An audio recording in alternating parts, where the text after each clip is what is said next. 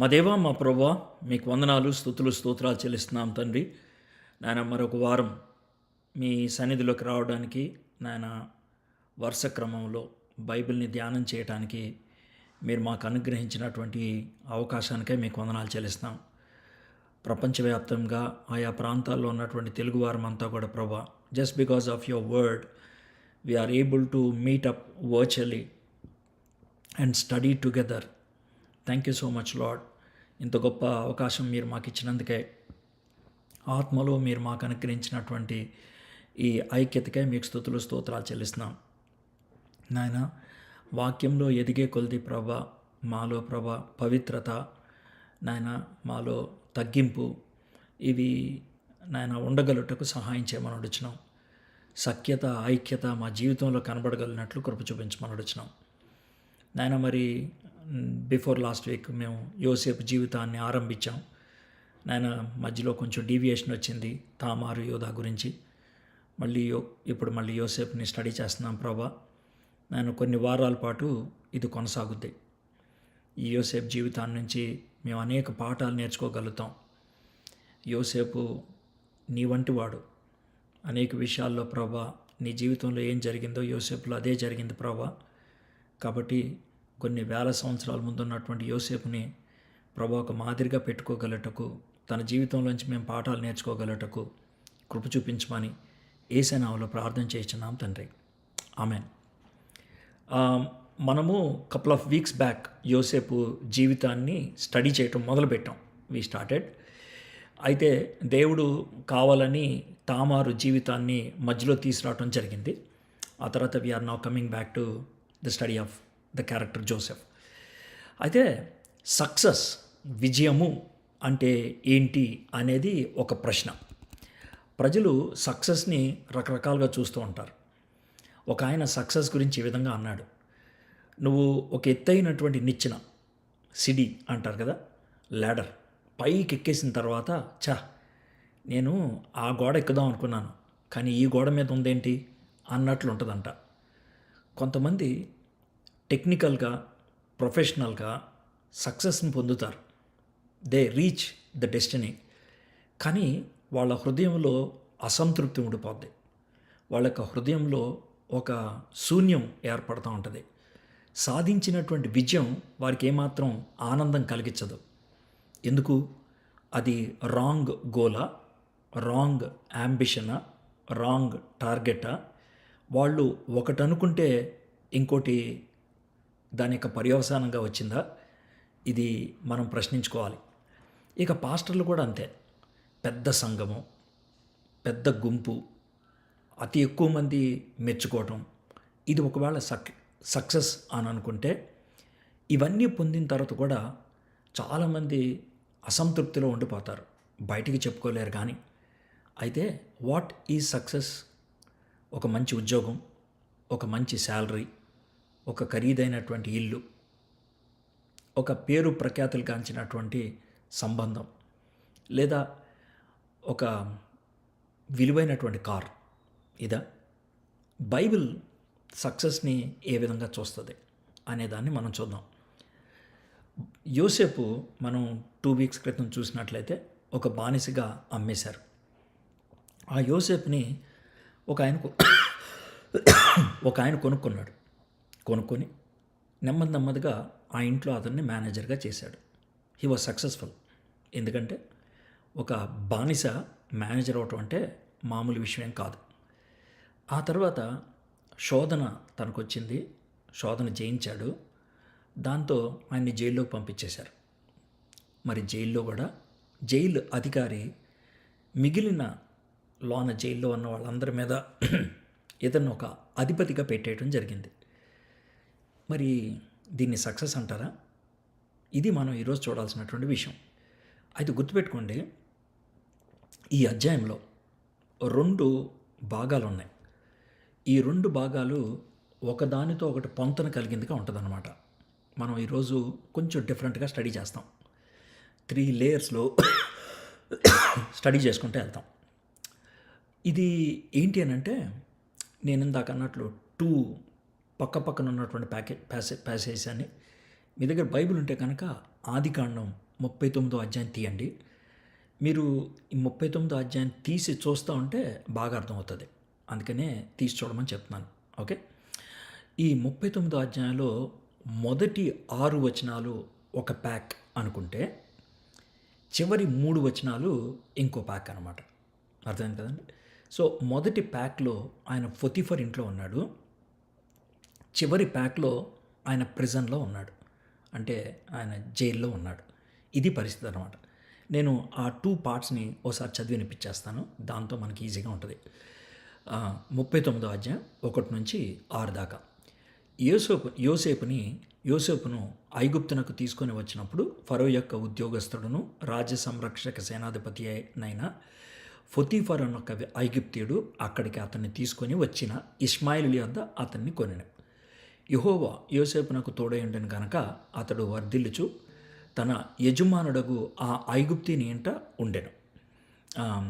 యెహోవా అతనికి తోడయుండెను. అతడు చేసినదంతయు అతని చేతిలో యెహోవా సఫలం చేసిననియు అతని యజమానుడు చూచినప్పుడు యోసేపు మీద అతనికి కటాక్షము కలిగిన కనుక అతని యొద్ద పరిచర్య చేయువాడాయను.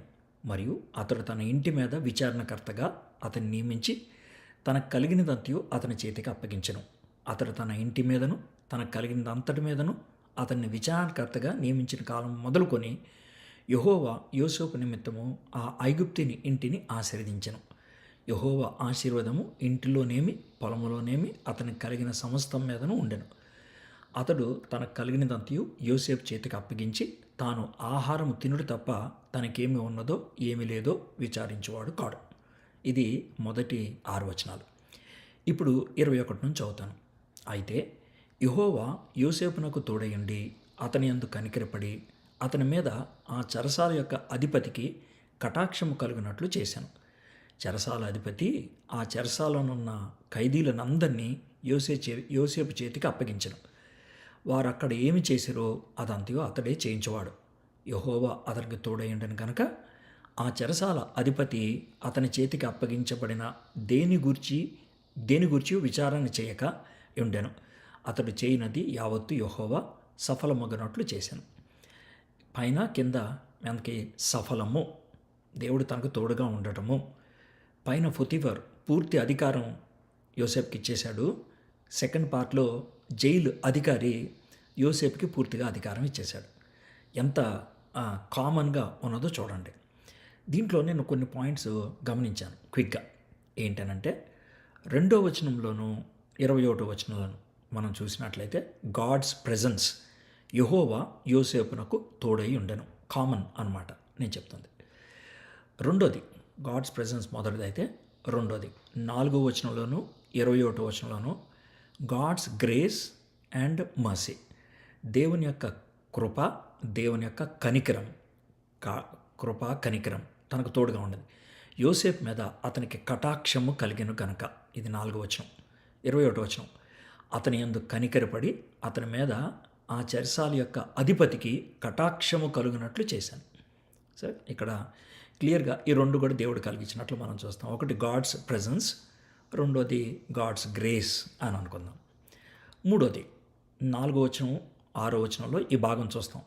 తన ఇంటి మీద విచారణకర్తగా అతన్ని నియమించి తనకు కలిగినదంతయు అతని చేతికి అప్పగించను. ఇక్కడ గాడ్ గేవ్ ఎ రెస్పాన్సిబిలిటీ, దేవుడు అతనికి ఒక బాధ్యతనిచ్చాడు. 22వ వచనం, చెరసాలి అధిపతి ఆ చెరసాలలో ఉన్న ఖైదీలందరినీ యోసేపు చేతికి అప్పగించను. వారు అక్కడ ఏమి చేసిరో అదంతయు అతడే చేయించువాడు. 6వ వచనంలో కూడా ఇదే మాట చూస్తాం. అతడు తనకు కలిగినదంతయు యోసేపు చేతికి అప్పగించి తాను ఆహారము తినుడు తప్ప తనకేమి ఉన్నదో ఏమి లేదో విచారించేవాడు కాదు. సో ఇది గాడ్లీ రెస్పాన్సిబిలిటీ. ఇక చివరిది 3:23, యెహోవా అతనికి తోడయుండెననియు అతడు చేసినదంతయు అతని చేతిలో యెహోవా సఫలము చేసినని అతని యజమానుడు చూచినప్పుడు. సక్సెస్. 23వ వచనం, యెహోవా అతనికి తోడయుండెను కనుక ఆ చెరసాల అధిపతి అతని చేతికి అప్పగించబడిన దాన్ని దేని గురించి విచారణ చేయకే ఉండెను. అతడు చేయనది యావత్తు యెహోవా సఫలము కలుగునట్లు చేశాను. సో ఇక్కడ మనకి ప్యారలల్స్ ఏం కనబడుతున్నాయి? మొట్టమొదటిది గాడ్స్ ప్రెజెన్స్, దేవుని సన్నిధి. రెండోది గాడ్స్ గ్రేస్, దేవుని యొక్క కృప. మూడోది గాడ్లీ రెస్పాన్సిబిలిటీ, దేవుడిచ్చినటువంటి బాధ్యత. నాలుగోది గాడ్ గివెన్ సక్సెస్, దేవుడు అనుగ్రహించినటువంటి సఫలము లేకపోతే విజయం. దీంతో మనకు క్లియర్గా అర్థమవుతుంది ఏంటంటే యోసేపు పొతీఫర్ ఇంట్లో ఉన్నా లేకపోతే జైల్లో ఉన్నా దేవుని చేతిలో ఉన్నాడు కాబట్టి, దేవుడు తన దగ్గర ఉన్నాడు కాబట్టి, దేవుని సన్నిధిని అనుభవించాడు కాబట్టి ఏ వృత్తిలో పెట్టినా, ఏ స్థాయిలో పెట్టినా, ఏ ప్రాంతంలో పెట్టినా అక్కడ టాప్ పొజిషన్కి వెళ్ళిపోయాడు అనమాట. మనం ఏమనుకుంటామంటే చాలాసార్లు అక్కడికి వెళ్తే బాగుంటుంది, ఈ ఉద్యోగం వస్తే బాగుంటుంది, ఈ స్థాయిలో వస్తే బాగుంటుంది అని అనుకుంటాం. మనం ఉన్న చోట విజయం సాధించలేని వ్యక్తి ఎక్కడికో వెళ్ళి విజయం సాధిస్తాడంటే ఎక్కడవుద్ది? కుదరదు కదా. పెన్ను కొనుక్కున్నప్పుడు షాప్లో రాసి చూస్తాం. రాసినప్పుడు అది రాయలేదనుకోండి, ఏమండి ఇది రాయట్లేదు ఇంకోటి ఇవ్వండి అంటాం. షాపోడు అట్లా కాదండి, ఇంటికెళ్ళి రాయండి అది రాసిందంటే కొనుక్కుంటావా? కొనుక్కోం. ఉన్న చోట విజయం లేనప్పుడు ఎక్కడికో వెళ్తే విజయం వస్తుందంటే ఎక్కడవుతుంది?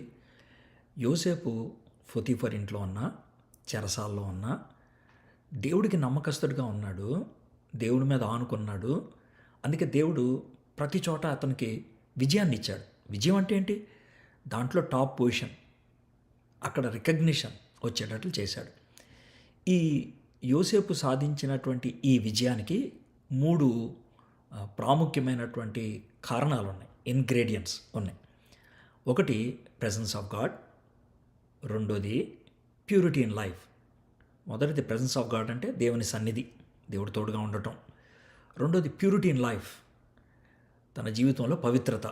మూడోది ప్యాషన్ టు షేర్, తనకు ఉన్నదాన్ని ఇతరులతో పంచుకోవాలనేటువంటి తాపత్రయం. సో ఇది మనం చూడగలిగేటువంటి మాట అన్నమాట. అయితే నేను చెప్పినట్లుగా ప్రదేశాన్ని బట్టి కానీ, పొజిషన్ని బట్టి కానీ, place or position, it doesn't matter. Passion, purity, performance అన్నీ కూడా ఒకేలాగా ఉంటాయి. స్టేజ్ ఎక్కిస్తే ఎంత బాగా పర్ఫామ్ చేస్తారో స్టేజ్ వెనకాల చేయమంటే కూడా అంతే బాగా పర్ఫామ్ చేస్తారనమాట. వాక్యం చెప్పమంటే, ఒకవేళ వాక్యాన్ని బోధించే వ్యక్తి అయితే ఎంత ప్యాషనేట్గా బోధిస్తారో గిన్నెలు తోమంటూ కూడా అంతే ప్యాషనేట్గా చేస్తారనమాట. కానీ మనలో కొంతమంది అలాగ ఉండరు. ఎందుకో మన నాకు తెలీదు, ఎప్పుడు చూపించుకోవాలనుకుంటారు. స్టేజ్ ఎక్కితేనే సక్సెస్ అని అనుకుంటారు. సక్సెస్ అనేది మన ప్లేస్ని బట్టి రాదు, ప్లేస్లో మన యొక్క కమిట్మెంట్ని బట్టి వస్తుంది అన్నమాట. దేవుడు మనుషుల్ని రకరకాల స్థాయిల్లో, రకరకాల స్థితిగతుల్లో ట్రైన్ చేస్తూ ఉంటాడు. ట్రైన్ చేసి దేవుడు వాడుకుంటాడు. కొన్నిసార్లు అందరికీ కనబడే ప్లేస్లో పెడతాడు, కొన్నిసార్లు ఎవరికీ కనబడని ప్లేస్లో పెడుతూ ఉంటాడు. మోషే 80 ఏళ్లలో 40 ఏళ్ళు అందరికి కనబడే ప్లేస్లో ఉన్నాడు, ఇంకో 40 ఏళ్ళు ఎవరికీ కనబడని ప్లేస్లో ఉన్నాడు. 80 ఏళ్ళు ట్రైనింగ్ అయిన తర్వాత దేవుడు మోషేని వాడుకున్నాడు. ఇక యోసేపును కూడా అంతే, 30 ఏళ్ళు ట్రైనింగ్ ఇచ్చి ఆ తర్వాత వాడుకోవటం మొదలుపెట్టాడు.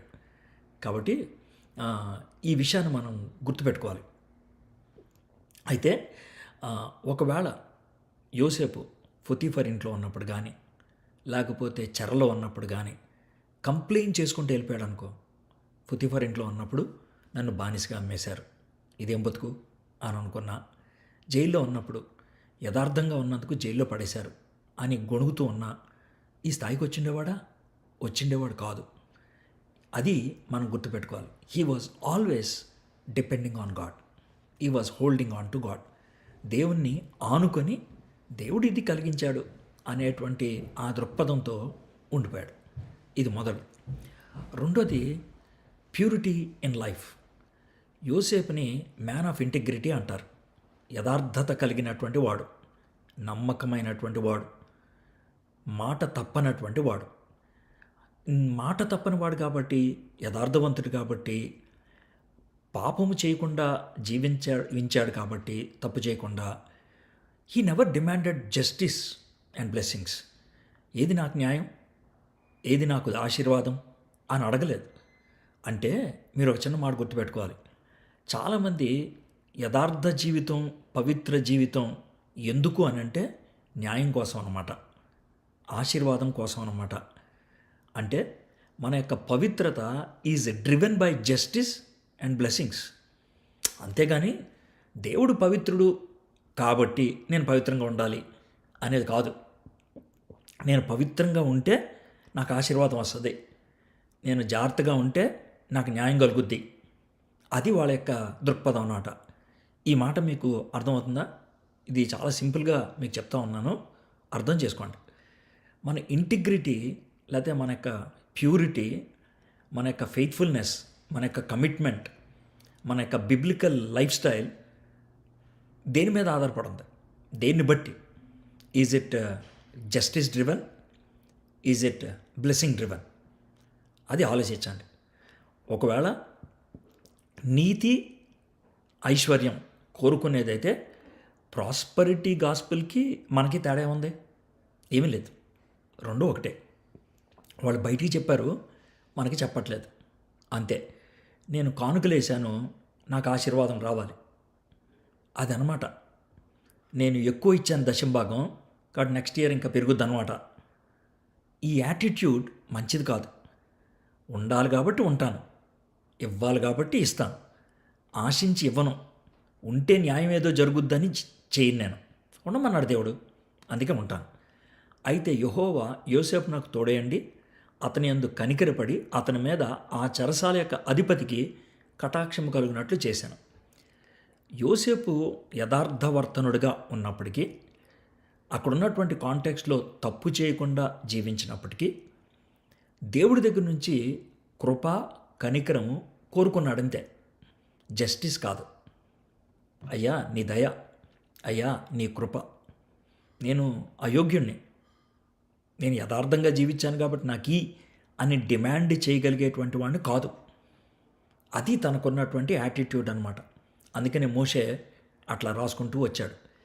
మనం అలాంటి యాటిట్యూడ్లో ఉన్నప్పుడు ఏం జరుగుద్దో చెప్తాను. ఒకవేళ మిమ్మల్ని అన్యాయంగా ట్రీట్ చేశారనుకోండి, ఒకవేళ మీకు వ్యతిరేకంగా ఎవరన్నా వ్యవహరించారనుకో, ఈ మాట మీరు అంటారా? నేను చాలా మంచోడిని, యథార్థంగా ఉన్నాను, ఈ విషయంలో నేనే తప్పు చేయలేదు, అయితే నాకు అన్యాయం జరిగింది, దేవుడు నన్ను కాపాడాలి కదా, దేవుడు నన్ను ఆశీర్వదించాలి కదా, ఇలాంటి భయంకరమైనటువంటి పరిస్థితులకి ఎలాగా అనుమతించాడు, ఇది న్యాయమా? ఇది న్యాయమా? ఇది మనలో కొంతమందికి ఉండేటువంటి ఆలోచనలు. ఇది దేవునితో ఒక వ్యాపార దృక్పథాన్ని కలిగించేదిగా ఉంటుంది అన్నమాట. దీన్నే నేను ఇందాక అన్నాను కదా, prosperity view at the core level. అంటే లోన ఈ నాకు ఐశ్వర్యం కావాలి అనేటువంటి మాట. దీంతో ఒక సమస్య వస్తుంది. ఎప్పుడైనా దేవుడు నిన్ను ఉన్నత స్థాయికి తీసుకెళ్ళటానికి యోసేపుకి ఏ విధంగా ఈ కఠినమైనటువంటి పరిస్థితుల్ని అనుమతించినట్లయితే ఆ టైంలో బిటర్ యాటిట్యూడ్ వచ్చేస్తుంది, కోపం వచ్చేస్తుంది. ఇక దేవుడు చెయ్యాలనుకున్నది చేయటం కష్టమైపోద్ది అనమాట. మనము రక్షణ విషయంలో కానీ, ఆశీర్వాదం విషయంలో కానీ, దేవుని యొక్క కృప, దేవుని యొక్క కనికరము నా యోగ్యత కాదు, నా యథార్థత కాదు అనేది మనం గుర్తించగలిగినట్లయితే, యాడ్వర్స్ సిట్యుయేషన్ వచ్చినప్పుడు, ఊహించినటువంటి పరిణామాలు వచ్చినప్పుడు టెన్షన్ పడకుండా ఉండగలుగుతాం అనమాట. మొదటిది ప్రెజెన్స్ ఆఫ్ గాడ్, రెండోది ప్యూరిటీ ఆఫ్ లైఫ్, మూడోది ప్యాషన్ టు షేర్. యోసేపు తను ఏది దాచుకోలేదు. మొదటగా తన యథార్థతను కనపరుచుకున్నాడు. దేవుడితో తనకున్నటువంటి సంబంధాన్ని దాచిపెట్టలేదు. పొతీఫర్కి యెహోవా దేవుడు ఎవరో తెలీదు, ఆయనకి బైబిల్ తెలీదు, బైబిల్ లేదు. కానీ ఆయన గుర్తుపట్టాడు, వీళ్ళ దేవుడు ఈయన తోడుకున్నాడరా, అందుకే ఇలా చేయగలుగుతున్నాడని. జైలు అధికారి, వీళ్ళు బైబిల్ చదివేవాళ్ళు కాదు, దేవుని ప్రత్యక్షత కలిగినటువంటి వాళ్ళు కాదు. అయినప్పటికి కూడా గుర్తుపట్టారు. ఎందుకు గుర్తుపట్టారు అని అంటే కనుక, యోసేపు ఏది దాచుకోలేదు. His relation with God, his dependency on God, దేవునితో తనకున్న సంబంధం, దేవుని మీద తాను ఆనుకుని జీవించేటువంటి జీవితం, దేవుడు ఆశించినటువంటి జీవితాన్ని చూపించాడు ఆయన. పెర్ఫార్మెన్స్ లాగా కాదు, లైఫ్లో. బహుశా ప్రేయర్ఫుల్గా ఉండేవాడేమో. ప్రతిసారి దేవునికి చెందాల్సిన ఘనతను దేవునికే ఆయన అక్నాలెడ్జ్ చేస్తూ ఉన్నాడేమో, దేవుడిది ఇది అని. దాంతో ప్రజలు ఏమనుకున్నారంటే క్లియర్గా, వీళ్ళ దేవుడు ఈయన తోడుకున్నాడు రా, అందుకే ఇలా అవుతుందని వాళ్ళు గుర్తించగలిగారు. పాపం విషయం కూడా పొతిఫర్ భార్యతో, దేవునికి వ్యతిరేకంగా నేను ఎట్లా పాపం చేయగలను అంటే ప్రతి ఆస్పెక్ట్లో గాడ్ని తీసుకొస్తున్నాడు అనమాట. ఆ గాడ్ని షేర్ చేస్తున్నాడు. కాబట్టి నేనెట్లు ఇంత దుష్కార్యము చేసి, ఇంత ఘోరమైన దుష్కార్యం చేసి దేవునికి విరోధముగా పాపం కట్టుకుందని తన యజమాని భార్యతో అనెను. ప్రొఫెషన్లో ప్యూరిటీ తాను కలిగి ఉన్నాడు. తన యొక్క లైఫ్లో ప్యూరిటీ కలిగి ఉన్నాడు. యోసేపు జీవితం దేవునికి మహిమను తీసుకొచ్చింది. విధేయత, పవిత్రత ఎప్పుడు కూడా దేవునికి మహిమను తెచ్చేదిగా ఉంటూ ఉంటుంది. ఒక చిన్న మాట చెప్తాను. యోసేపుని 17 ఏళ్ళప్పుడు అమ్మేశారు. 41వ అధ్యాయంలో మనం చూసేది ఏంటంటే 30 ఏళ్ళు వచ్చినప్పుడు ఆయన అధికారంలోకి వచ్చాడు. 17 నుంచి 30 ఎంత? 13 ఏళ్ళు. ఈ 13 ఏళ్లలో 2 చోట్ల ఉన్నాడు. మేబీ 3 చోట్ల అని చెప్పుకోవచ్చు.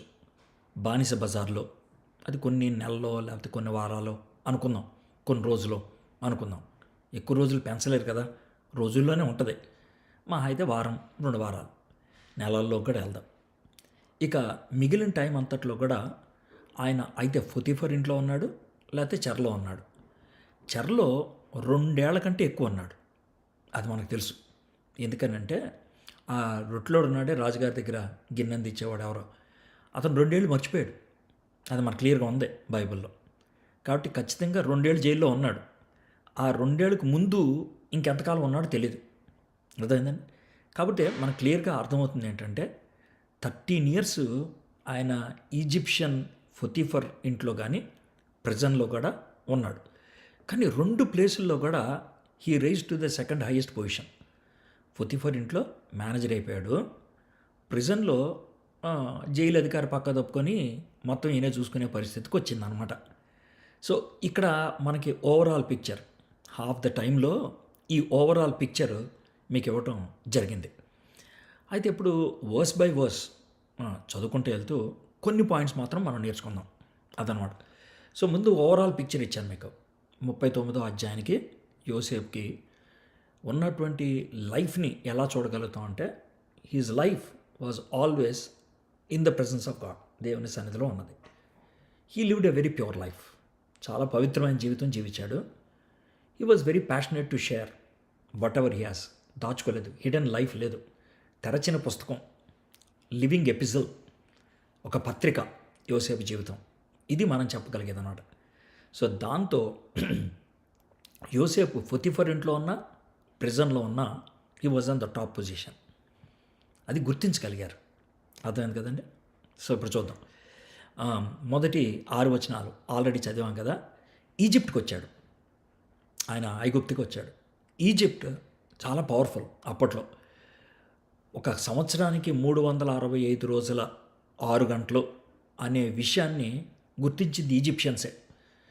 ఈజిప్షియన్స్ చాలా రకాలైనటువంటి జబ్బులకి వాళ్ళు ఔషధాలు కనుక్కున్నారు. ఎంబామింగ్, మమ్మీస్ చేస్తారే, వాళ్ళు చేసినట్లు ప్రపంచంలో ఇంకెవరు చేయరు. రథాలు వాడటం, యుద్ధ సామాగ్రి వాళ్ళకు ఉన్నట్లు ఇంకెవరికి లేదు. ఐగుప్తులకి చాలామంది దేవుళ్ళు ఉన్నారు.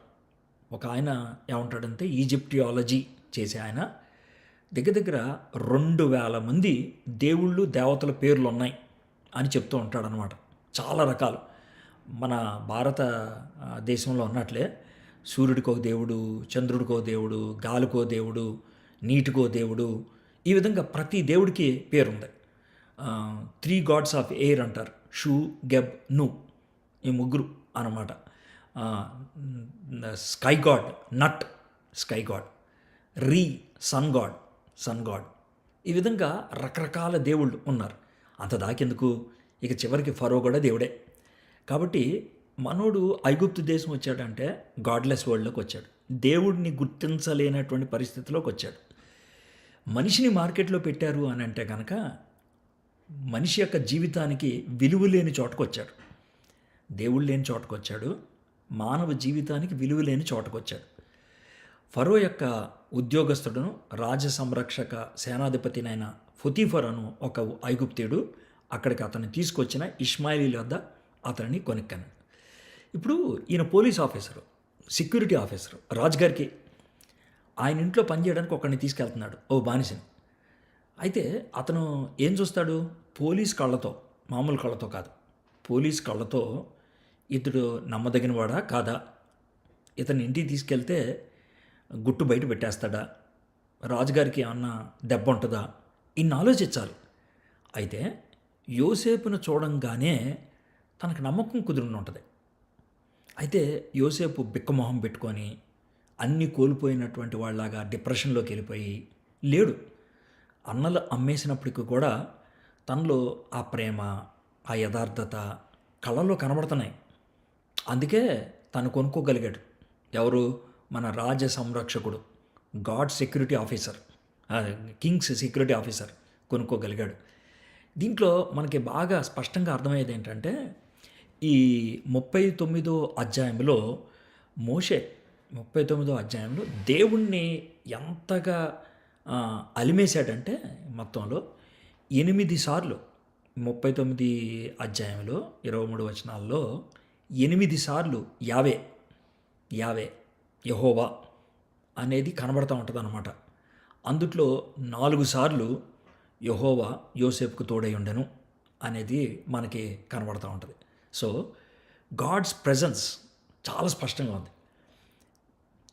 యోసేపు ఫొతీఫర్ ఇంట్లోకి వెళ్ళినా, జైల్లోకి వెళ్ళినా గాడ్స్ ప్రెజెన్స్ వాజ్ దేర్. దేవుడు తనకు తోడుగా ఉన్నాడు కాబట్టి he was very productive and hard working. కష్టపడి పనిచేశాడు, మంచి సఫలత కలిగి ఉన్నవాడుగా ఉన్నాడు. హీ వాజ్ నాట్ లేజీ, బద్ధకస్తుడు కాదు. He was not complaining.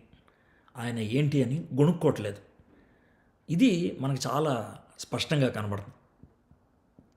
దేవుడు తనకు తోడుగా ఉన్నాడు కాబట్టి యోసేపు మీద అతనికి కటాక్షం కలిగిన కనుక అతని యొద్ద పరిచర్య చేయవాడు ఆయన.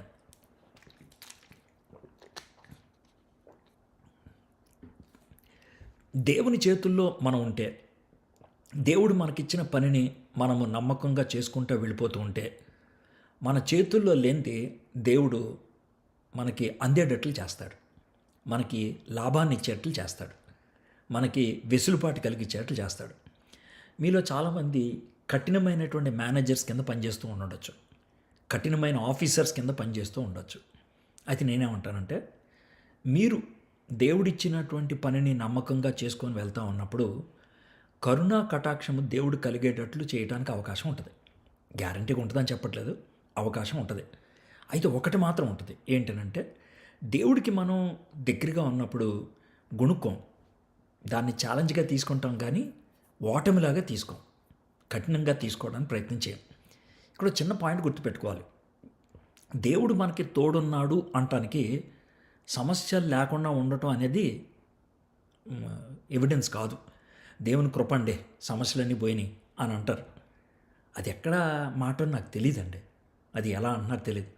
ఆ మాటకి అంటే నేను ఎందుకని ఆ మాట చెప్తున్నానంటే, దేవుని కృప నేను హ్యాపీగా ఉన్నాను అంటే ఓకే, దేవుని కృప సమస్యలు ఏమి లేవు ఇప్పుడు అని అంటే కనుక సమస్యలు ఉంటే దేవుడి కృప లేనట్లా, సమస్యలు ఉంటే కనుక దేవుడు మనతో లేనట్లా. సో అక్కడ కొంచెం జాగ్రత్తగా ఉపయోగించాలి పదజాలం, అర్థమైందా? దేవుని యొక్క కృప, ఇప్పుడు నేను బాగున్నాను, దేవుని యొక్క కృప, సమస్యలు లేవు. సమస్యలు ఉంటే కూడా దేవుని కృపే, దాంట్లో మనం గుర్తుపెట్టుకోవాలి. దేవుడు కృపలో నన్ను సమస్యలు ఎదుర్కొనేవాడిగా చేశాడు, దేవుని కృపలో సమస్యలు లేకుండా చేశాడు. సో గాడ్స్ గ్రేస్ని మనం ఎప్పుడు కూడా గుర్తుపెట్టుకోవడం నేర్చుకోవాలి. 6వ వచనం సెకండ్ పార్ట్. యోసేపు రూపవంతుడును సుందరుడై ఉండెను. అటు తర్వాత అతని యజమాని భార్య యోసేపు మీద కన్నువేసి తనతో శయనించమని చెప్పాను.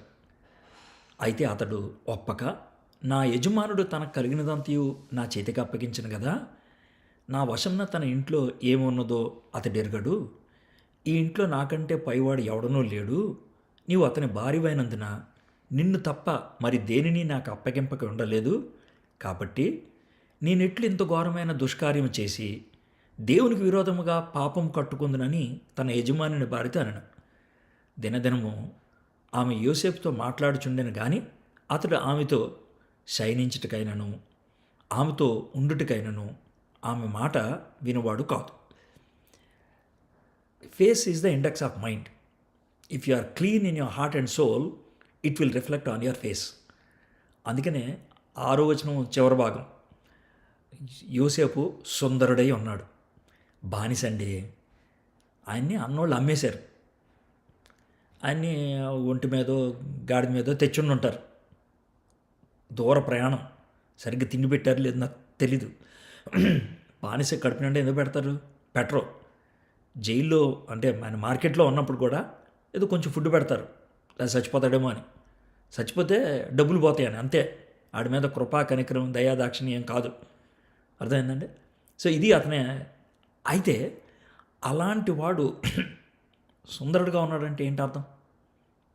అర్థం చేసుకోండి. తనకున్నటువంటి ఆ ముఖ కవళికల్లో ఉన్నటువంటి అందము బ్యూటీ పార్లర్కి వెళ్తే వచ్చింది కాదు, ఫేషియల్ ట్రీట్మెంట్స్ చేసుకుంటే వచ్చింది కాదు, దేవునితో తనకున్న సంబంధాన్ని బట్టి వచ్చింది.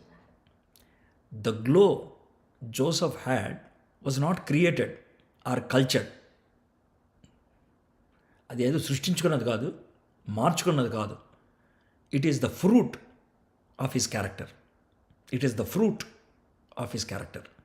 The glow on your face, if it is the fruit of your character, ఎంత బాగుంటుందో అది మనం యోసేపులో చూడగలుగుతాం. అటు తర్వాత అతని యజమాని భార్య యోసేపు మీద కన్నువేసి తనలో శయనించమని చెప్పాను. ఓ చిన్న మాట, కొంచెం లాజికల్గా ఆలోచిద్దాం. పనుడి మీద ఈమె ఎందుకు అంత మనసు పెట్టింది? అందానికి పడిపోయింది అనుకుంటున్నారా? నేను అనుకోను. అందం కంటే ఎక్కువ ఆలోచించింది. ఎలాగంటే యోసేపు చాలా తెలివిగా మేనేజ్ చేస్తున్నాడు ప్రతిదీ కూడా, చాలా తెలివిగా. ఆమె గమనించింది, వావ్, ఇది చాలా తెలివైనడు, ఇది అందమే కాదు వీడికి తెలివి కూడా ఉంది, కాబట్టి ఇతని దగ్గరికి వెళ్ళిపోతే బాగుంది. అంటే నేను అమ్మాయి యాంగిల్లో మాట్లాడట్లేదు ఇక్కడ. ఆ అమ్మాయి ఎందుకు అట్రాక్ట్ చేయబడింది అన్నప్పుడు యోసేపులో ఏముంది అనేదాన్ని మనం చూడగలుగుతున్నాం. She liked his character, she liked his hard working nature, he liked his wisdom, జ్ఞానం, హీ లైక్స్ హిజ్ ఇంటెలిజెన్స్, తెలివితేటలు. అఫ్కోర్స్ తన అందగాడు కూడా. వీటన్నిటితో అతని మీద పడాలని ఆమె అనుకుంటుంది. యోసేపు జీవితంలో మనకు తెలిసినట్లుగా ఇట్స్ ఎ డిఫైనింగ్ మూమెంట్. తన క్యారెక్టర్కి పరీక్షది, గుర్తుపెట్టుకోండి. This is the moment. మనము ఇంటర్వ్యూకి పిలువబడినప్పుడు టెన్షన్ ఉంటుంది మనకి. ఎవరితో అయినా మాట్లాడాలనుకున్నప్పుడు టెన్షన్ ఉంటుంది. ఎందుకంటే అది డిఫైనింగ్ మూమెంట్ కదా, ఉంటుంది, ఆ భయం ఉంటుంది, ఏమవుతుందో ఎటు వెళ్తుందో అనేసి. సో ఇది ఆయన డిఫైనింగ్ మూమెంట్ అన్నమాట. ఈ మూమెంట్లో జోసెఫ్ క్యారెక్టర్ ఇవాల్వ్స్. సో మన లైఫ్లో వచ్చేటువంటి ఛాలెంజెస్ దాన్ని సమస్యగా తీసుకోకుండా ఒక పరీక్షగా తీసుకున్నాం అనుకోండి, the whole attitude changes. The whole attitude changes. You fight instead of collapsing. ఏంటి శోధన వచ్చిందని పడిపోవటం కాకుండా అని లేచి నిలబడతాం అన్నమాట ఎదురు. ఇది జోసెఫ్లో మనం చూడగలుగుతాం. పొతీఫర్ భార్య అతన్ని బెడ్ మీదకి రమ్మని అడిగినప్పుడు జోసెఫ్ని ఒక థింగ్ లాగా చేసింది, ఒక వస్తువులాగా. అది మనం గమనిస్తూ ఉంది. అయితే ఇక్కడ ఒక చిన్న ప్యారలల్ మీ ముందు పెడతానే, జాగ్రత్తగా.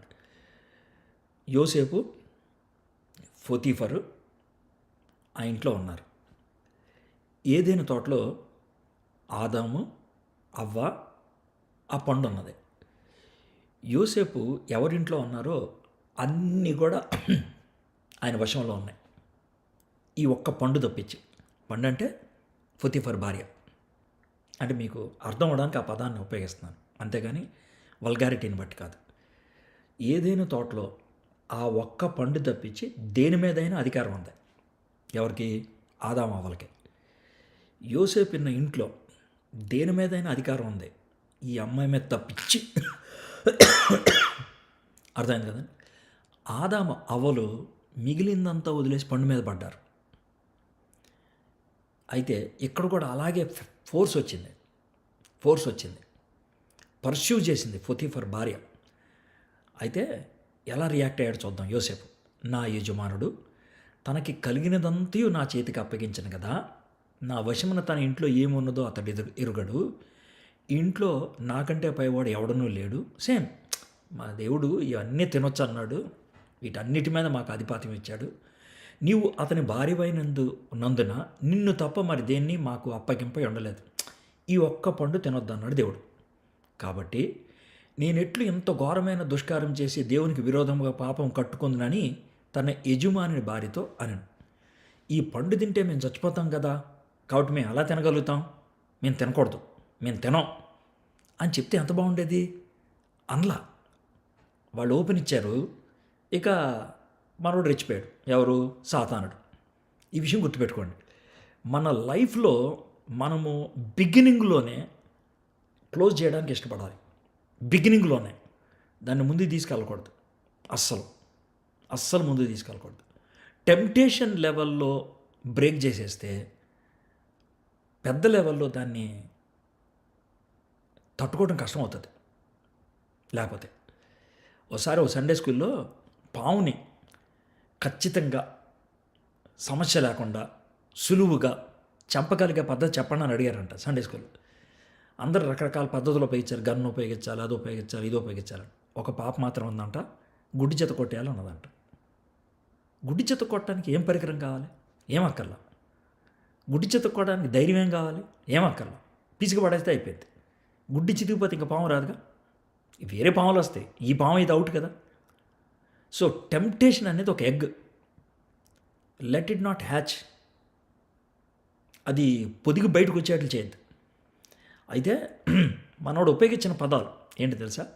దేవుడికి వ్యతిరేకంగా ఈ పాపాన్ని ఎలా చేయగలం? గాడ్ని తీసుకొచ్చేసాడు. మా యజమానుడు అన్నీ నా చేతికి ఇచ్చాడు, నిన్ను తప్ప, ఆయన ఎలా మోసం చేయగలను? చాలా క్లియర్గా, ఒకటి దేవుడు, రెండోది నా చుట్టూ ఉన్నటువంటి అధికారం. గాడ్ అండ్ హ్యూమన్ అథారిటీ రెండింటినీ పక్కపక్కన పెట్టాడు. నేను ఇక్కడ చేస్తే అక్కడ దెబ్బ, అక్కడ చేస్తే ఇక్కడ దెబ్బ, కాబట్టి చేయను. చాలా పాపాలు డ్యూయల్ ఎఫెక్ట్ ఉంటాయి.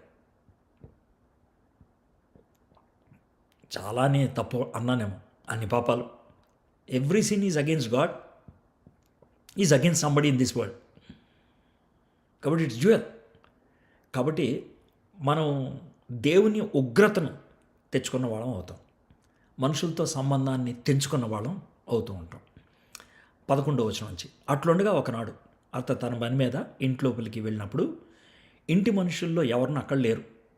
అప్పుడు ఆమె అతని వస్త్రం పట్టుకొని తనతో శయనింపమని చెప్పగా అతడు తన వస్త్రమును ఆమె చేతిలో విడిచిపెట్టి తప్పించుకొని బయటకు పారిపోయాను. అతడు తన వస్త్రం ఆమె చేతిలో విడిచి తప్పించుకొని పోవటం ఆమె చూచినప్పుడు తన ఇంటి మనుషులను పిలిచి, చూడుడి, అతడు మనలను ఎగతాళి చేయుటకు ఒక హెబ్రీని మన యొద్దకు తెచ్చి ఉన్నాడు. నాతో సైనింపు వలనని వీడు నా యొద్దకు రాగా నేను పెద్ద కేక వేసితిని. నేను బిగ్గరగా కేక వేయుట వాడు విని నా దగ్గర తన వస్త్రమును విడిచిపెట్టి తప్పించుకొని బయటకు పారిపోయానని వారితో చెప్పి అతని యజమానుడు ఇంటి వచ్చే వరకు అతని వస్త్రం తన దగ్గర ఉంచుకొనను. అప్పుడు ఆమె తన భర్తతో ఈ మాటలు చొప్పున చెప్పెను, నీవు మన యొద్దకు తెచ్చిన ఈ హిబ్రీ దాసుడు నన్ను ఎగతాళి చేయుటకు నా యొద్దకు వచ్చాను. నేను బిగ్గరగా కేక వేసినప్పుడు వాడు తన వస్త్రము నా దగ్గర విడిచిపెట్టి తప్పించుకొని బయటికి పారిపోయాను. కాబట్టి అతడు యజమానుడు ఇట్లు నీ దాసుడు నన్ను చేసినని తన భార్య తనతో చెప్పిన మాటలు విన్నప్పుడు కోపంతో మండిపడి అతన్ని పట్టుకొని రాజు ఖైదీలు బంధించబడు చెరసాలలో వేయించెను. అతడు అక్కడ చెరసాలలో ఉండెను. ఇక్కడ మనం ఇద్దరు గురించి ఆలోచిద్దాం. ఒకటి యోసేపు గురించి, రెండోది చుట్టూ ఉన్నటువంటి పరిస్థితుల గురించి.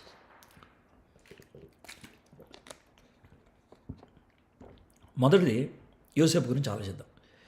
యోసేపు లైఫ్ ఎలా ఉంటుందంటే, కాంపౌండ్ వాల్ ఉన్నటువంటి కోట. కాంపౌండ్ వాల్ ఉన్నటువంటి కోట. ఎంత గొప్ప కోట అయినప్పటికీ, ఎంత గొప్ప బిల్డింగ్ అయినప్పటికీ చుట్టూ గోడ ఉండాలి. ఈ మధ్యన మనకి ఈ కాలనీస్ వచ్చినాయి, గేటెడ్ కమ్యూనిటీస్ అంటారు.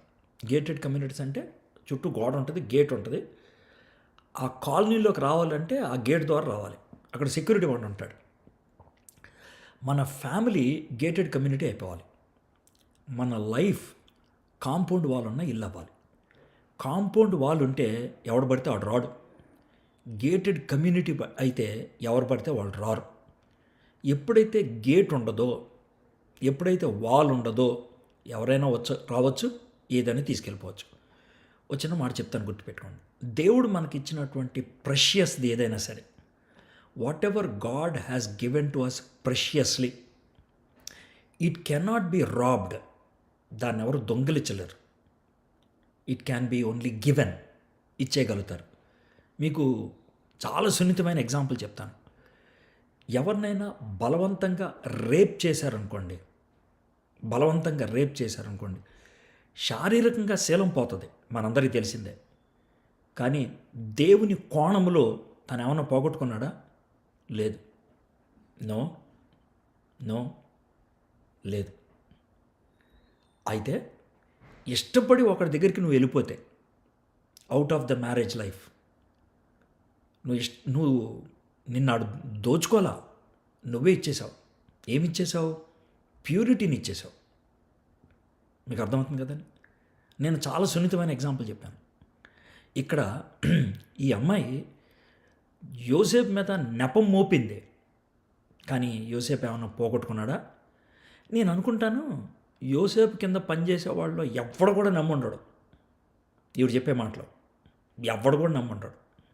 ఎందుకంటే ఈవిడ చేసే ఆశాలు చూస్తూనే ఉండుంటారు. యోసేపుకున్న యథార్థత గమనిస్తూనే ఉండుంటారు.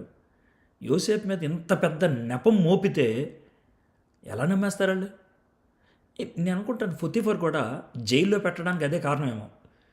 ఒకవేళ ఒరిజినల్గా అయితే కనుక ఈయన లేపేసేంట్రా అంటే ఎవడేమంటాడు? ఏమండవు, కొనుక్కున్నాడు కదా. కానీ చంపకుండా జైల్లో పెట్టడంలోనే మనకేమర్థమవుతుంది తెలుసా? మేబీ అతను కూడా పూర్తిగా నమ్మలేదేమో, భార్య బాధపడుతుందని మండిపడి లోన్ పెట్టాడేమో. ఇది మనకు అర్థమయ్యేటువంటి విషయం. దానియేలు విషయంలో కూడా అదే కదా. సింహాల బోన్లోకి పంపించాడు రాజుగారు దర్యావేషం. మనస్ఫూర్తిగా పంపించాడా? తెల్లారక ముందే వెళ్ళి, బాబు దానియేలు, నీ దేవుడు నిన్ను కాపాడాడు కదా. మీకు అర్థమవుతుంది కదా. దానియేలుని సింహాల బోన్లో పంపించాడు, ఈయనేమో జైల్లో పంపించాడు. సింహాల బోన్లో హ్యాపీగా ఉండి బయటకు వచ్చేసాడు, సింహాలను అన్నింటినీ కంట్రోల్ చేసి. ఇక్కడ జైల్లోకి వెళ్ళి జైల్లో ఉన్న వాళ్ళందరినీ కంట్రోల్ చేసి బయటకు వచ్చేసాడు మనడు. ఇప్పుడు ప్యారలల్ చూసారా ఎలా ఉందో? సో బైబిల్ని ఇలా చదువుతున్నప్పుడు మనకి అంటే వేరు యాంగిల్స్లో, అంటే వేరు ఇలస్ట్రేషన్స్ ద్వారా, వేరు లైఫ్స్ ద్వారా దేవుడు నేర్పించేటువంటి పాఠం ఒకటే, ప్యూరిటీ. ప్లేస్ ఏదైనా, పొజిషన్ ఏదైనా, నువ్వు ప్యూర్గా ఉంటున్నావా? ఇది దేవుడు కోరుకునేటువంటి మాట అనమాట. ఇక లాస్ట్ భాగం కొంచెం. అయితే యెహోవా యోసేపు నాకు తోడేయండి, అతని యందు కనికరపడి అతని మీద ఆ చెరసాల యొక్క అధిపతి కటాక్షము కలిగినట్లు చేశాడు. చెరసాల అధిపతి ఆ చెరసాలలో ఉన్న ఖైదీలందరినీ యోసేపు చేతికి అప్పగించాడు. వారు అక్కడ ఏమి చేశారో అదంతా అతడే చేయించువాడు. యెహోవా అతనికి తోడేయుండను గనక ఆ చెరసాల అధిపతి అతని చేతికి అప్పగింపబడిన దేని గురించి విచారణ చేయకై ఉండెను. అతడు చేయనది యావత్తు యెహోవా సఫలము కలుగునట్లు చేశాను. ఇక్కడ సఫలము కలుగునట్లు చేశాను అని అన్నప్పుడు జైల్లోంచి బయటికి రావడం అనే విషయం అర్థం కావట్లా, చెప్పలే ఇక్కడ. మీకు అర్థమవుతుందండి? జైల్లోనే ఉన్నాడు. కాబట్టి జైల్లో he grew up to a position where there was an ఇంటిగ్రిటీతో సుప్రీమసీ. యథార్థవర్తనుడు, నమ్మదగినవాడు, ప్యూన్ అయినా కూడా గొప్పోడరైనా, క్లాస్ 4 ఎంప్లాయ్ అయినా కూడా సూపర్ అయినా. సో మనం ఏమనుకుంటామంటే దేవుడు మనకు తోడుగా ఉంటే ఎగ్జిక్యూటివ్ ఆఫీసర్ అయిపోవాలి అని అనుకుంటాం. దేవుడు మనల్ని ఎగ్జిక్యూటివ్ ఆఫీసర్ చేయకపోవచ్చు, గుర్తుపెట్టుకోండి. కానీ రికగ్నిషన్, మారల్ రికగ్నిషన్ దొరికేటట్లు చేస్తాడు. Moral, not monetary. డబ్బు విషయం కాకపోవచ్చు, డబ్బు తప్పని నేను అంటలేదు, అది ఉండొచ్చు ఉండకపోవచ్చు, కానీ మానిటరీ రికగ్నిషన్ మాత్రం ఖచ్చితంగా జరుగుద్ది. That is what happening here. Potiphar ఇంట్లో, ప్రిజన్లో, జైల్లో రికగ్నిషన్. దేవుడు ఇతనికి తోడుగా ఉన్నాడు, ఇతను నమ్మదగిన వాడు, ఇతనికి వచ్చిన సఫలం అంతా దేవుడిచ్చిందే, కాబట్టి ఇతను మనం కనికరించి కటాక్షం చూపించాలి. ఈ రెండు ప్యారలల్గా ఉన్నాయి. అయితే పొతిఫర్ ఇంట్లోంచి జైల్లోకి వెళ్ళినా, లేకపోతే మార్కెట్లోంచి పొతిఫర్ ఇంట్లోకి వచ్చినా ఎక్కడ గొణగలేదు. యోసేపుకి పేతురు రాసిన పత్రిక తెలీదు, యోసేపుకి యాకోబు రాసిన పత్రిక తెలీదు, కానీ ఆ పత్రిక తన జీవితంలో ఉంది. ఇదేంటి సార్ పేతురు రాసిన పత్రిక అంటారేమో. పేతురు రాసిన పత్రికలో ఒక వచనం చదివి I would like to conclude 2 verses. పేతురు మొదటి పత్రిక 1వ అధ్యాయం 6వ వచనం. ఇందువలన మీరు మిక్కిలి ఆనందించున్నారు, కానీ అవసరమును బట్టి నానా విధములైన శోధనల చేత ప్రస్తుతము కొంచెం కాలం మీకు దుఃఖం కలుగుచున్నది. ఎన్ని పదాలు ఉపయోగించారు చూడండి. అవసరమును బట్టి అంటే ఎంత మట్టుకు అవసరం అంతే. నానా విధములైన డిఫరెంట్ టైప్స్, ప్రస్తుతమున ఓన్లీ ప్రజెంట్, కొంచెము కాలము షార్ట్ డ్యూరేషన్ నీకు దుఃఖం కలుగుతుంది. ఎన్ని పదాలు ఉపయోగించారు చూడండి. అవసరం లేకుండా ఏది రాదు, ఒకే విధంగా ఏది ఉండదు, ఎల్లకాలం ఉండదు, కొంచెం కాలం నీకు దుఃఖం కలుగుతున్నది. నశించిపోవు సువర్ణము అగ్ని పరీక్ష వలన శుద్ధిపరచబడుతున్నది కదా, దానికంటే అమూల్యమైన మీ విశ్వాసం ఈ శోధనల చేత పరీక్షకు నిలిచినదై యేసుక్రీస్తు ప్రత్యక్షమైనప్పుడు మీకు మెప్పును మహిమయు ఘనతయు కలుగుటకు కారణమగును. జోసెఫ్ లైఫ్లో మనం చూస్తే 17వ ఏట నుంచి 30వ ఏట వరకు 13 yearsలో 2 ups 2 downs ఉన్నాయి. డౌన్లో మొదలైంది ఏది, మార్కెట్లో. పొతిఫర్ ఇంట్లో టాప్ పొజిషన్లోకి వెళ్ళాడు, అదొక అప్పు. ఆ తర్వాత మళ్ళీ జైల్లోకి వెళ్ళిపోయాడు, అదొక డౌన్. మళ్ళీ జైల్లో మళ్ళీ అప్పుకి వెళ్ళాడు, అక్కడ ఆయన మర్చిపోయాడు 41వ అధ్యాయం, అది మళ్ళీ ఇంకో డౌన్. అప్ అండ్ డౌన్ ఉన్నాయి, కానీ అవి పీరియడ్స్ మాత్రమే. సో నేనేమనుకుంటానంటే 17వ ఏట నుంచి 30వ ఏట దాకా అవసరమును బట్టి నానా విధములైన ప్రస్తుతము కొంచెము కాలము శోధనల చేత దుఃఖం కలుగుతుంది. అది జోసెఫ్ లైఫ్. 13 years, 17 to 30. ఆ తర్వాత ఏమైంది, మెప్పుయు మహిమయు ఘనతయు కలుగుటకు. ఆ తర్వాత నెంబర్ 2 పొజిషన్లోకి వెళ్ళిపోయాడు. ఫరో తర్వాత ఇంకా ఆయనే. అది అక్కడ ఉన్నటువంటి situation. But there was a trial, there was a conflict. He stood there and God took him over. My friends, ఈరోజు ఎంతమంది అయితే ఈ వాక్యం వింటున్నారో, మీరు కష్టాల గుండా, శ్రమల గుండా, చెరగుండా, అన్యాయపు తీర్పు పొందిన వారై, ఇబ్బందుల గుండా, ఏ తప్పు చేయకపోయినా మీ మీద నేరం మోపబడుతున్న స్థితుల్లో ఉన్నారేమో. నేనేమంటానంటే, దేవుడు కళ్ళు మూసుకునేవాడు కాదు. దేవుడికి తెలుసు నీకు అన్యాయం జరుగుతుందని. దేవుడికి నువ్వు చెప్పక్కర్లేదు, ప్రభు ఈ న్యాయం అని నీకు తెలీదా, నేను అలా చేశా అని ఆయన తెలియనటువంటి జడ్జి అన్నట్లు, నువ్వు గొప్ప లాయర్ అన్నట్లు ఆయన కన్విన్స్ చేయాల్సిన పని లేదు, అస్సలు లేదు. నీకంటే బాగా తెలుసు ఆయనకి. నీకు నీ యాంగిల్ ఒకటే తెలుసు, ఆయనకి అన్యాయం చేసిన యాంగిల్ కూడా తెలుసు. మరి ఇంకేం ప్రార్థన చేయాలండి అంటే, ప్రభా ఈ స్థితిని నేను ఎలా ఎదుర్కోవాలి, ఈ స్థితిలో మీ కృప నాకుంటే, ఈ స్థితిలో మీ కనికను నా పక్షాన్ని ఉంటే నేను నిలబడగలుగుతాను, నేను తట్టుకోగలుగుతాను. నువ్వు అన్యాయం చూస్తూ ఉండేవాడు కాదు. నీ నుంచి నేను న్యాయాన్ని కోరుకోను. న్యాయాన్ని ఎవరు కోరుకుంటారండి? దేవుడి దగ్గర నుంచి న్యాయం కోరుకుంటే అందరూ నరకానికి వెళ్ళాల్సిందే. న్యాయం కోరుకోవద్దు దేవుడి దగ్గర నుంచి, కృపను కనికరాన్ని కోరుకోండి. అర్థమైందండి? Don't expect justice, don't ask for justice. దేవుడు న్యాయాన్ని చూపిస్తే తొక్కేయాలి మనల్ని అందరినీ. అందుకని ఆయన అన్యాయం చేయడు. ఆయన ఏం చేస్తాడు తెలుసా? న్యాయానికి మించింది కృపను చూపిస్తాడు, దయను చూపిస్తాడు, ప్రేమను చూపిస్తాడు. కాబట్టి మీరేదో చిన్న మంచి పని చేసి నా బ్లెస్సింగ్ ఎందుకు రాలేదు, మీరేదో కొద్ది రోజులు యథార్థంగా ఉండి నాకు ఎందుకు అన్యాయం జరిగింది అనొద్దు. ఈ ప్రిన్సిపల్స్ గుర్తుపెట్టుకోండి. దేవునితో మనం బాగా గడుపుతూ ఉంటే సవాల్ని దేవుని శక్తితో మనం ఎదుర్కోగలుగుతాం. పవిత్రంగా ఉండాలి అనే నిర్ణయం తీసుకున్నప్పుడు irrespective of consequences and results, అది దేనికి నడిపిస్తుంది నాకు అనవసరం. దేవుడు ఉండమన్నాడు, ఉంటాను నేను. అప్పుడు మన క్యారెక్టర్ని షేర్ చేసుకుంటాం, దేవుడు మనకిచ్చినటువంటి విలువల్ని షేర్ చేసుకుంటాం. That is what God expects. That is the greatest sharing in this world. యోసేపు అలాంటి షేరింగ్ కలిగి ఉన్నాడు. మీరు కష్టాలు గుండా వెళ్తున్నారేమో, అన్యాయం జరిగిందేమో, మోసం చేశారేమో, అమ్మేశారేమో, లేనిపోయినటువంటి నింద మోపారేమో, నువ్వు చేయనటువంటి తప్పు నీ మీద ఆపాదించారేమో. Seek God's grace, mercy, presence. దేవుని యొక్క సన్నిధి, దేవుని కృప, దేవుని కనికరాన్ని మనం కోరుకుందాం. ఈ అవసరతను బట్టి ప్రస్తుతము కొంచెం కాలము నానా విధములైన శోధనల చేత దుఃఖం కలుగుతున్నదే, అది మహిమకు, ఘనతకు అది దారితీస్తుంది. It brings glory to God, not to us. How beautiful it is to have such a life. ప్రార్థన చేసుకుందాం.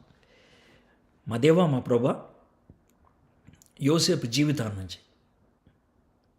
13 years లైఫ్లో తన జీవితంలో జరిగినటువంటి 2 మేజర్ షిఫ్ట్స్ని మేము చూసాం. కొన్ని విషయాల్లో ప్యారలల్ ఉంది. Thank you so much. Place ఏదైనా, పొజిషన్ ఏదైనా, తన మీద వచ్చినటువంటి కాన్ఫ్లిక్ట్ ఏదైనా, యోసేపు మాత్రం అదే. He was pure. He was always seeking your presence. He was always depending upon your grace and mercy. స్థాయి ఏదైనా, స్థితి ఏదైనా, బాధ్యత ఏదైనా నీ మీద ఆనుకున్నాడు, పవిత్రంగా ఉన్నాడు, నీ కృపను, కనికరాన్ని ఆశ్రయించాడు. అదే ప్రభా తన ఉన్నతమైన స్థాయికి తీసుకెళ్ళగలిగింది. What a great blessing it is. What a great successful life it is. ఎంత విజయం కలిగినటువంటి జీవితం. అలాంటి జీవితం మేమందరం కలిగి ఉండగలట కృప చూపించమని యోసేపు నుంచి మాకు పాఠం నేర్పించినందుకే మీకు వందనాలు చెల్లిస్తూ మా జీవితంలో అన్వయించుకోవడానికి సహాయం చేయమని యేసు నామములో ప్రార్థన చేయుచున్నాం తండ్రి. ఆమేన్. ఆమేన్. థ్యాంక్ యూ అన్న. ముందుగా చెప్పిన విధంగా ఈరోజు Q&A సెషన్ ఉండదండి. అన్నకు ఇంకో ప్రీచింగ్ సెషన్ ఉంది, సో తను వెంటనే వెళ్ళాలి. థ్యాంక్ యూ సో మచ్ అన్న. God bless you. అండ్ ఇంకో ముఖ్య గమనిక, గూగుల్ షీట్ జూమ్ చాట్లో షేర్ చేయబడినది. ఎవరైనా దేవుణ్ణి ఆరాధిద్దాం అనుకున్నా అండ్ ఓపెనింగ్ ప్రేయర్ చేయాలనుకున్నా మీ పేరు, ఫోన్ నంబర్